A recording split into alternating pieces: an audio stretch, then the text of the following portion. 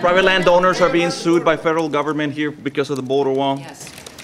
I am very distressed to hear about the federal government filing eminent domain actions against both private landowners and municipalities. I have been advocating that the Department of Homeland Security gets smart about how we're going to protect the border. I have the same problems on the northern border. We've been fighting the Bush administration over passports and all kinds of intrusive security measures that I think are hard to justify. Yes, we need a secure border. I, as a senator from New York, know better than anyone, we have real enemies, and we've got to protect ourselves against them. But I don't think that the way that the Bush administration is going about it really makes sense. So I would have a complete review about how we intend to do this. I want to have a secure border with smart security, and that means let's look more at technology, more at personnel.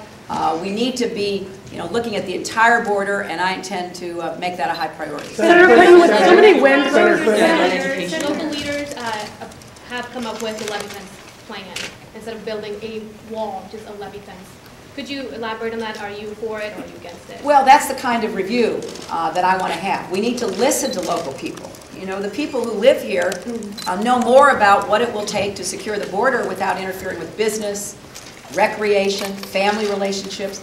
Again, speaking from my experience, I've been trying to convince the Bush administration that the border I represent along New York and Canada, we can't shut this border down. People cross it all the time. We have families on both sides of it. We have people who go to school. We have people who work on the other side. And, there are so many practical considerations that seem to be ignored by the Bush administration.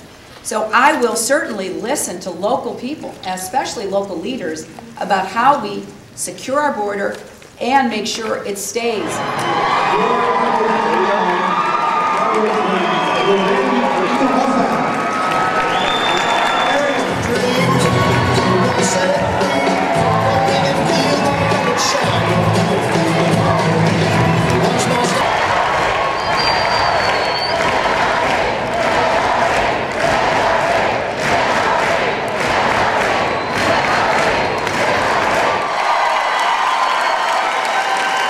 The Rio Grande Valley will have a monumental impact in selecting our next Democratic nominee and the 44th president of our great nation. Senator Clinton, how does your plan for immigration reform directly affect people who live here in the Rio Grande Valley and work here legally and illegally as well? Well, I believe in comprehensive immigration reform, and I have been a strong advocate. I was sponsoring comprehensive immigration reform legislation in 2004, before my opponent even came to the Senate, because I don't think that we can resolve this problem unless we get serious about what it's going to take. That means we do have to have smart, tough, strong border security. We have to figure out who's in our country, keep track of them, because one of the little-known facts is that 40% of the people who are here undocumented came legally.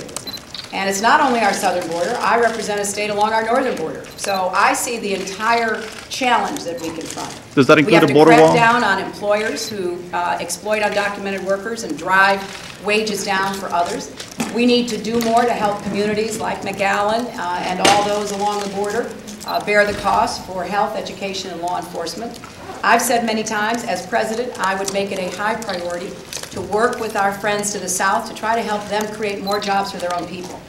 And finally, we need to provide a means for people moving toward legalization. That means you bring people out of the shadows, you set some tough conditions. They have to pay a fine because they did come here illegally. They have to be willing to pay back taxes over time, have to try to learn English. If they are found to have committed a crime here or the country they came from, they will be deported. But the vast majority of people will be given an earned path to legalization. That's what I stand for. That's what I intend to achieve as president. How would you work with Mexico? It's our neighbor, tough neighbor. How would you work? Well, I think I would work with Mexico. I don't think we've had a really positive working relationship. President Bush certainly came into office determined to have a working relationship with Mexico, but events and his decisions really overwhelmed him. And we haven't had that kind of ongoing commitment to a process. I would like to see that. I think that, you know, the President of the United States, the President of Mexico, our legislatures, our business people, others need to have ongoing dialogue because we have so much in common and we have so many common problems sharing this border as we do. So I intend to be very vigorous in creating a positive relationship with Mexico. There's a case here, Plant Elena. A lot of people got intoxicated. How do you plan to protect the environment? You know, I'm really glad you asked that because these are the kinds of questions that people ask me about. And I have been a strong champion of trying to clean up the environment, trying to make sure that people are protected in their workplaces and their homes. As a senator from New York, I've taken on a lot of these contaminated, toxic sites that people have been sickened by. And I have been very strongly in favor of a law that would begin to track the environmental causes of illness, because I happen to think people get sick when they're exposed to toxins. So we're going to take this on very aggressively when I'm president. We're going to have an environmental protection agency that actually protects the environment instead of the polluters like we have now. Senator, can you talk about the need for a veterans hospital? In Ohio. A veterans hospital. How do you plan on bringing us a veterans hospital? That's something that is a big issue in the Valley. It is a big issue, and it deserves to be a big issue because you have more than 20,000 veterans. They have to drive over 5 hours to get to San Antonio. There are a lot of people who are young returning veterans with many severe injuries, both visible and invisible. They can't be making that 5-hour trip as often as they need to get the help that they require. We have our older veterans, those still from World War II, and veterans of my generation from Vietnam and others, who are deserving of having their service and patriotism respected by having a VA hospital and facilities that are within easy access.